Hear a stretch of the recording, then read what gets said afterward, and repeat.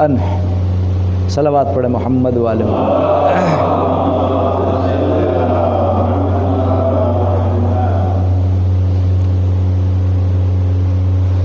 محترم سامعین، آج ماہ محرم کی یہ 4 تاریخ ہے۔ ہماری اس مختصر سی مجلس کا ایک عنوان ہے جو روز جاری ہے کہ امام حسین علیہ السلام نے کس مقصد کے لیے مدینے کو چھوڑا۔ کل ہماری گفتگو یہاں پر ختم ہوئی تھی کہ امام حسین علیہ السلام کا مدینہ چھوڑنا کسی ایک خاص مقصد کے تحت تھا۔ ایسا نہیں ہے کہ عزیز وطن کو بغیر کسی مقصد کے چھوڑ دیا گیا ہو، نہیں، بلکہ ایک مقصد کے تحت امام نے اپنے وطن کو چھوڑا تھا، اور آپ نے اپنے جملوں اور کلمات میں اس بات کو واضح بھی کیا، جیسا کہ میں نے ابھی آپ لوگوں کے سامنے یہ امام حسین علیہ السلام کے جملے پیش کیے۔ امام نے فرمایا، کیا تم نہیں دیکھ رہے ہو کہ حق کے اوپر عمل نہیں کیا جا رہا ہے اور باطل سے منع نہیں کیا جا رہا ہے؟ یہ بات بالکل واضح اور روشن ہو گئی کہ یہ امام حسین علیہ السلام ہی کا فریضہ نہیں تھا کہ جہاں پر حق کے اوپر عمل نہ کیا جا رہا ہو اور باطل سے منع نہیں کیا جا رہا ہے تو اب امام حسین ہی علیہ السلام کی ذمہ داری نہیں ہے، بلکہ اس وقت زمانے میں جو بھی رہ رہا تھا، چاہے وہ صحابہ میں کسی کی بھی اولاد تھی، کوئی بھی صحابی تھا، نبی کے دین کا ماننے والا تھا، اسے چاہیے یہ تھا کہ اگر ایسا کچھ ہو رہا ہے تو وہ خود امام حسین علیہ السلام کے ساتھ کھڑا ہو جاتا، مگر نہیں۔ تو اب آپ تاریخ کو پڑھنے کے بعد اور سننے کے بعد امام مظلوم کی اس معاشرے میں گھبرایا نہ کریں۔ اگر آپ حق کے سامنے تنہا کھڑے ہیں تو آپ یہ نہ سمجھیں کہ میں تنہا کھڑا ہوں، میرے ساتھ کوئی بھی نہیں ہے۔ ایک بات یاد رکھنا، حق کے ساتھ چاہے جتنے کم ہوں، مگر حق ہوتا باطل سے بلند ہے۔ ایسا نہیں ہے کہ حق پست ہو جائے، اس لیے کہ اگر حق پست ہو گیا تو پروردگار عالم کی سیاست ختم ہو جائے گی، اہل بیت علیہ السلام کی سیاست ختم ہو جائے گی، اس لیے کہ حق ایسا بلند ہے کہ اس سے بلند کوئی چیز ہے ہی نہیں۔ ایک صلوات پڑھیے محمد وآل محمد۔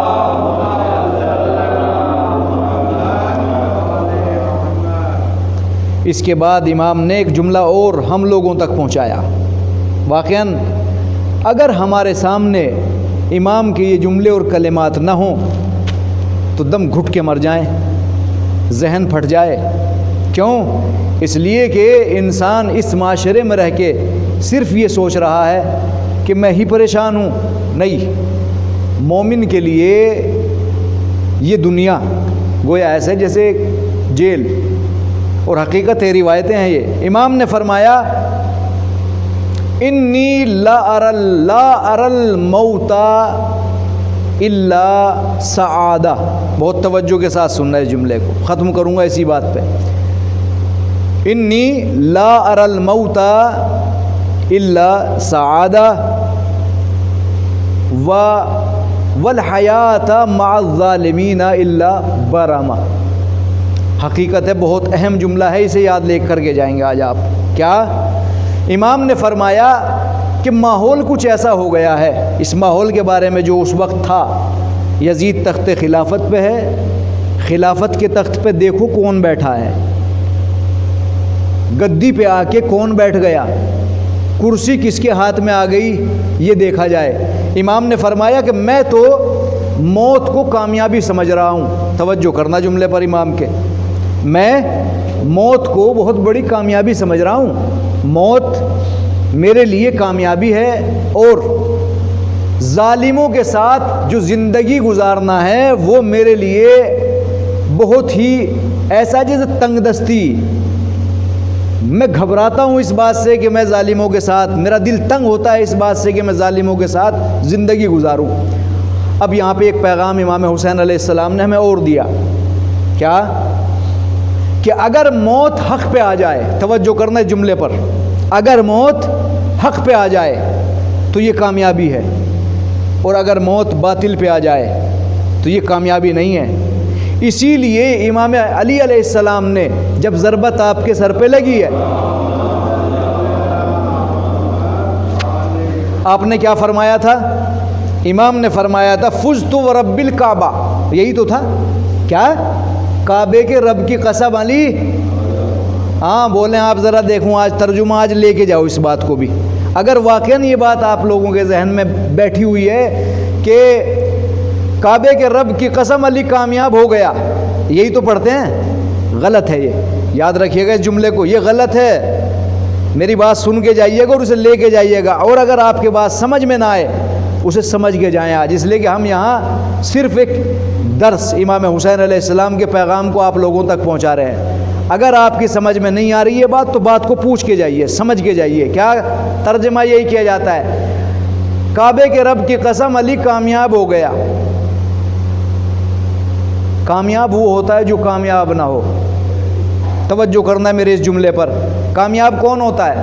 کون کہتا ہے میں کامیاب ہو گیا؟ ایک انسان نے امتحان دیا، امتحان سے پہلے نہ کامیابی تھی نہ ناکامیابی تھی، جیسے ہی پیپر ہوئے، پیپر ہونے کے بعد میں کیا دیکھا؟ آ جاؤ، پیپر ہونے کے بعد میں کیا دیکھا؟ امتحان کے بعد اس نے امتحان دیا، امتحان دینے کے بعد میں رزلٹ آیا، رزلٹ آنے کے بعد میں اس نے اعلان کر دیا محلے میں، کیا بھائی کامیاب ہو گئے ہم، یہی تو ہوا۔ اچھا یہ رزلٹ سے پہلے یا امتحان دینے سے پہلے اس نے کیوں نہ کہہ دیا میں کامیاب ہو گیا؟ اس لیے کہ یہ کامیاب نہیں ہوا تھا اس وقت تک، کیونکہ پیپر ہی نہیں دیا تھا اس نے۔ لیکن یہ امام علی علیہ السلام کا فرمانا کہ فزت ورب الکعبہ، کعبے کے رب کی قسم میں کامیاب ہو گیا۔ اب مجھے بتاؤ، کامیاب وہ ہوتا ہے جو پہلے سے کامیاب نہ ہو؟ آج اس جملے کو بدل کے جائیے آپ، امام علی علیہ السلام پیغام دے رہے ہیں فزت ورب الکعبہ، علی کامیاب جا رہا ہے۔ کیا؟ علی کامیاب جا رہا ہے، اس لیے کہ علی کی زندگی کل بھی کامیاب تھی، آج بھی کامیاب ہے، اور قیامت تک کامیاب رہے گی۔ اور یہی نہیں ہے بلکہ جو بھی علی سے وابستہ ہوگا، جو بھی علی کے نقش قدم پہ قدم رکھ کے چلے گا، وہ بھی کامیاب ہے۔ کیوں؟ اس لیے کہ ہمارے پاس ایسے نمونے ہیں کہ جن کو ہم دیکھنے کے بعد اپنی زندگی کو، اپنے کردار کو بدل سکتے ہیں۔ تو امام نے کیا فرمایا کہ میں گھٹن محسوس کرتا ہوں ظالموں کے ساتھ زندگی گزارنے میں، لیکن حق پہ موت آ جائے اس کو میں کامیابی سمجھتا ہوں۔ یاد رکھیے گا، اگر حق پہ موت بھی آ رہی ہے، حق پہ جان بھی جا رہی ہے، حق پہ انسان کی شہادت ہو رہی ہے، یاد رکھنا انسان کامیاب جا رہا ہے۔ ورنہ اگر موت باطل پہ ہو جائے تو کامیابی نہیں۔ ایک صلوات پڑھیے محمد وآل محمد۔ لہذا امام نے پیغام دیا کہ میں اس دنیا سے کامیاب جا بھی رہا ہوں۔ اچھا ایک جملہ اور لے کے جائیں، یہ جوانوں کے ذہن میں ہے، ذرا اسے بھی لے کے جانا آج۔ جملہ یہ ہے کہ لکھا بھی گیا، بعض نے اپنے ٹی شرٹوں پہ بھی لکھوایا، ویسے بھی فیس بک پہ، واٹس ایپ وغیرہ پہ بھی یہ بات پھیلی رہی۔ کیا وہ انگلش میں ہے ایک لیو لائک علی ڈے لائک حسین، یہی ہے نا؟ خدا کے لیے مجھے ایک بات بتا کے جائیں آج آپ، یہ لیو لائک علی اور ڈے لائک حسین، یہ کیا کسی نبی کا کلمہ ہے؟ کسی امام معصوم نے یہ حدیث بیان کی آپ لوگوں سے؟ نہیں کی نا۔ جب ہم کوئی چیز لکھتے ہیں یا بولتے ہیں تو ہم یہی نہیں سمجھ پاتے کہ ہو کیا رہا ہے۔ لیو لائک علی، علی کے جیسے زندگی گزارو، ڈے لائک حسین، اور حسین کے جیسے مرو، ایسا ہی ہے نہیں؟ جیسے وہ مرے، جیسے انہوں نے زندگی اپنی دی ہے، ایسے آپ۔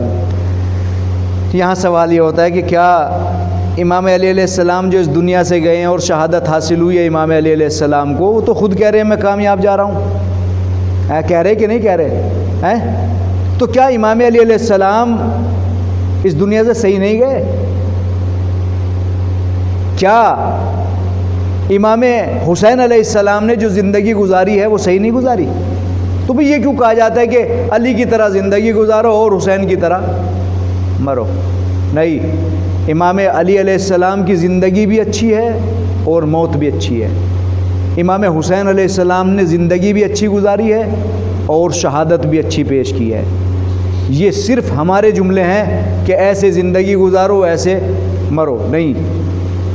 ان جملوں کو واقعاً اگر ہم صحیح طور پر اور غور و فکر کے ساتھ دیکھ لیں تو ہمیں اندازہ یہ ہو جائے کہ جو ہم کہہ رہے ہیں وہ ہم خود بھی نہیں سمجھ رہے۔ ایک الزام لگا رہے خواہ خام کہ بھئی ایسے زندگی گزارو جیسے علی نے گزاری، ایسے کیوں علی نے زندگی گزارنے کے بعد جو شہادت پیش کی ہے کیا وہ غلط پیش کی ہے؟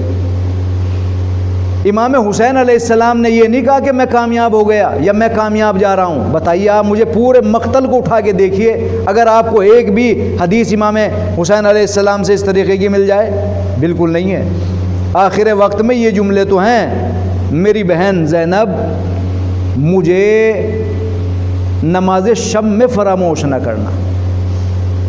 دیکھ رہے آپ، یعنی امام کی زندگی پر آپ مدینے سے لے کے مکہ، مکہ سے لے کے مدینے، یہ کربلا تک کی زندگی اگر آپ دیکھیں تو واقعاً آپ کو ملے گا کہ پوری زندگی عبرتوں سے بھری ہوئی ہے، پوری درس سے بھری ہوئی ہے۔ انشاءاللہ کل بیان کروں گا کہ ہمیں کون سے وہ پہلو ہیں جو امام حسین علیہ السلام کی زندگی کے سیاسی پہلو اس قیام کے ہیں، کون سے وہ پہلو ہیں کہ جن کی وجہ سے ہم اپنی زندگی کو اچھا بنا سکتے ہیں، بہتر بنا سکتے ہیں۔ ہم آج عزاداری کرتے ہیں، ماتم کرتے ہیں، رسم ادا نہیں کرتے ہم، یاد رکھنا۔ اور جو بھی رسم ادا کر رہا ہے وہ غلط کر رہا ہے۔ ہم ہر سال عزاداری کر کے اس بات کا پیغام دیتے ہیں کہ دیکھیے یہ گویا ہر سال ایک عہد ہوتا ہے کہ اگر کوئی انسان راہ راست سے الگ جا رہا ہے تو کربلا کو دیکھ کے پھر وہ اپنے راستے کو بدلے، پھر وہ راستہ اسی طریقے سے اختیار کر لے جس طریقے سے وہ، یہ کربلا ہے ہمارے سامنے۔ واقعاً جو غیروں کے پاس نہیں ہے وہ ہمارے پاس ہے۔ ہمارے پاس تو وہ نمونے ہیں کہ جو دوسری قوموں کے پاس ہی نہیں ہیں۔ اگر ہماری قوم بھی ان نمونوں کے بعد بھٹک رہی ہے تو یاد رکھنا کوئی پرسان حال نہیں ہے اس قوم کا۔ اس لیے کہ ایسے نمونے، ہم کہتے ہیں نا کہ 14 معصومین ہمارے پاس، یہ نمونے ہی تو ہیں جن سے ہم اپنی زندگی کو صحیح بنا سکتے ہیں۔ تو امام حسین علیہ السلام کا یہ جملہ کہ میں موت کو کامیابی سمجھ رہا ہوں اور ظالموں کے ساتھ زندگی گزارنے کو میں برا سمجھتا ہوں، موت بہتر ہے ظالم کے ساتھ زندگی گزارنے سے، ہے۔ بس یاد رکھنا یہ پیغام ہے آج کہ امام مظلوم نے ہر زمانے کے انسان کو یہ پیغام دیا کہ یہ حسین ہی کا کردار نہیں ہے بلکہ ہر زمانے کے لوگوں کے لیے یہ پیغام دے رہا ہوں۔ اگر موت حق پہ آ رہی ہے تو کامیابی ہے، ظالم کے ساتھ زندگی نہ گزارو، ظالموں کے ساتھ زندگی گزارنا یہ باعث عار ہے۔ لہٰذا بات کو تمام کیا، امام حسین علیہ السلام ایک خط لکھتے ہیں اپنے بچپن کے دوست حبیب ابن مظاہر کو۔ عزیزو، جب کبھی وقت برا آتا ہے نا تو گھر میں خواتین بھی رائے پیش کرتی ہیں پھر، اور کربلا کا جو خوف تھا عجیب و غریب تھا۔ کربلا میں ایک عجیب کیفیت تھی جہاں جناب زینب جیسی خاتون امام حسین علیہ السلام سے یہ کہہ رہی تھی، بھیا کس کو خط لکھا جا رہا ہے؟ امام مظلوم نے فرمایا، بہن اپنے بچپن کے دوست حبیب ابن مظاہر کو خط لکھ رہا ہوں۔ دیکھیے جناب زینب نے فرمایا بھیا میری طرف سے ایک جملہ بڑھا دو، یہ تاریخ میں ملتا بھی ہے اور خطبہ علماء اس کو پڑھتے بھی ہیں۔ کیا جملہ بڑھایا گیا؟ اے حبیب آنے میں دیر نہ لگانا۔ دیکھیے میں نے کل بھی عرض کیا تھا، جب تک آپ لوگوں کو کسی کی فضیلت کا علم نہ ہو تب تک آپ اس کی مصیبت کا اندازہ نہیں کر سکتے۔ ہاں اگر فضیلتیں معلوم ہو جائیں کہ اس شخصیت کی فضیلتیں کتنی ہیں تب آپ کو اندازہ ہوگا کہ اس پہ جو مصیبت پڑ رہی ہے وہ مصیبت کتنی بڑی ہے۔ جناب زینب کا یہ فرمانا بھیا یہ لکھ دیں کہ جلدی آنا۔ عزیزو خط لے کر سفیر پہنچا، دق الباب کیا، اور جیسے ہی دق الباب کیا جناب حبیب دروازے پہ پہنچے۔ پہنچنے کے بعد دیکھا کہ کوئی سفیر ہے۔ کہا بھیا کہاں سے آنا ہوا؟ کہا یہ مت پوچھ کہاں سے آنا ہوا، تمہارا بچپن کا دوست حسین نرغہ اعدام میں گھرا ہوا ہے اور تمہیں انہوں نے خط لکھا۔ وہ خط جناب حبیب کو دیا۔ اب جناب حبیب اس خط کو پڑھ رہے ہیں۔ یہ خطبہ پڑھتے ہیں اس بات کو کہ جناب حبیب کی جو زوجہ محترمہ تھی انہوں نے کہ کیا خیال ہے۔ حالانکہ یہ باتیں جو بیان کی جاتی ہیں کہ بھئی تم چوڑیے پہن لو اور تم جانا نہیں چاہتے، یہ ملتی نہیں ہیں۔ یہ خطبہ اور ذاکرین اس کو کہاں سے پڑھتے ہیں مجھے معلوم نہیں ہے، میں نے آج تک نہیں پڑھا۔ جناب حبیب نے کیونکہ ناکہ بندی تھی، اب مجھے ایک بات بتائیے، آپ جہاں ناکہ بندی ہو، اگر ہمارے اس محلے پر پولیس کھڑی ہو جائے اور ہمیں جانے نہ دے تو کیا کمال نہیں ہے اس انسان کا کہ جو واقعاً اس مقصد تک پہنچ جائے اس ناکہ بندی میں بھی۔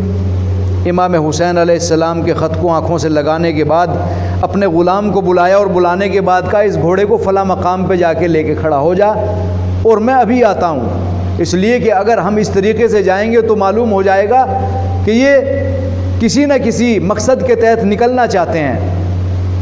یہ بھی بیان کیا جاتا ہے کہ جناب حبیب کو کچھ دیر ہوئی، غلام گھوڑے سے یہ کہہ رہا تھا کہ اگر آقا نہیں آتے تو میں تمہارے ساتھ حسین کی مدد کرنے کے لیے جاؤں۔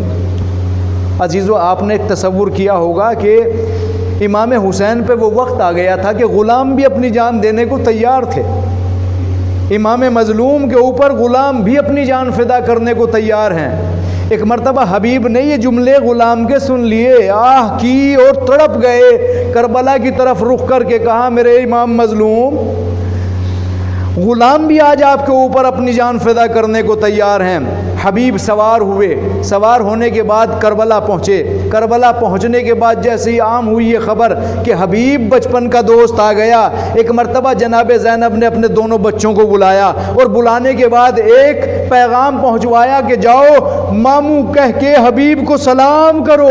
ایک مرتبہ حبیب کے کانوں میں یہ جملے پہنچے ہیں، جناب زینب سلام اللہ علیہا کے دل تھام لیا اور تھامنے کے بعد ایک جملہ کہا، ارے کیا مصیبت آ گئی کہ شہزادی زینب ہم غلاموں کو سلام کہیں۔ حبیب امام حسین علیہ السلام کے قریب آئے، آنے کے بعد اپنی جان فدا کر دی۔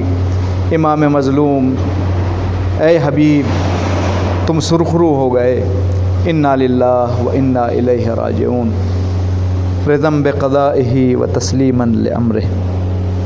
اللہم انی اسألک بحق فاطمہ و ابیہا و بالہا و بنیہا والسر المستودع فیہا۔ اللہم انی اسألک بحق محمدیت المحمودہ و علویت العالیہ و فاطمیت البیضاء۔ پروردگارہ ان آوازوں پہ اپنی رحمت و برکت نازل فرما۔ اے پروردگار ہماری اس مختصر سی عبادت کو قبول فرما، پالنے والے ہماری پریشانیوں کو دور فرما، پالنے والے مومنین کو اس مہاماری و بیماری سے نجات عطا فرما۔ پروردگارہ ظالموں کو کیفر کردار تک پہنچا، پرچم اسلام کو بلند فرما، پرچم کفر و نفاق کو سرنگوں فرما۔ اے پالنے والے جوانوں کی جوانی کو سلامت فرما، پالنے والے بزرگوں کا سایہ ہمارے سروں پہ باقی فرما۔ اے پروردگار جہاں بھی شیعان حیدر کرار ہیں ان کی عزت و ناموس کی حفاظت فرما، مزارات مقدسہ کی حفاظت فرما، مراجع کرام کو طولانی عمر صحت و سلامتی کے ساتھ عطا فرما۔ اے پروردگار قائد ثورہ اسلامیہ و مقاومہ اسلامیہ کی حفاظت فرما، پالنے والے جہاں بھی شیعان حیدر کرار یا ہمارے درمیان جو بھی بیمار ہے پالنے والے اسے شفائے کامل صحت عاجلہ عنایت فرما، پالنے والے ہمارے جتنے بھی لوگ برسر روزگار ہیں پالنے والے ان کو ترقی عطا فرما، بے روزگار کو روزگار عطا فرما، ہمارے مرحومین کے درجات کو بلند فرما۔ اے پروردگار جو بھی ثواب تو نے اس مجلس ذکر کا معین کیا ہے، جو بھی حاضرین مجلس ہیں پالنے والے، ان کی اس مجلس ذکر کے ذریعے توفیقات میں اضافہ فرما، ان کے خلوص اور اچھی نیت میں اضافہ فرما، ان کے مرحومین کے درجات کو بلند فرما۔ اے پالنے والے ان کے گناہان کبیرہ و صغیرہ کو معاف فرما، ہمارے امام کے ظہور میں تعجیل فرما، ہمیں ان کے اعوان و انصار میں شمار فرما۔ ربنا تقبل منا انک انت السمیع العلیم۔ ماتم حسین۔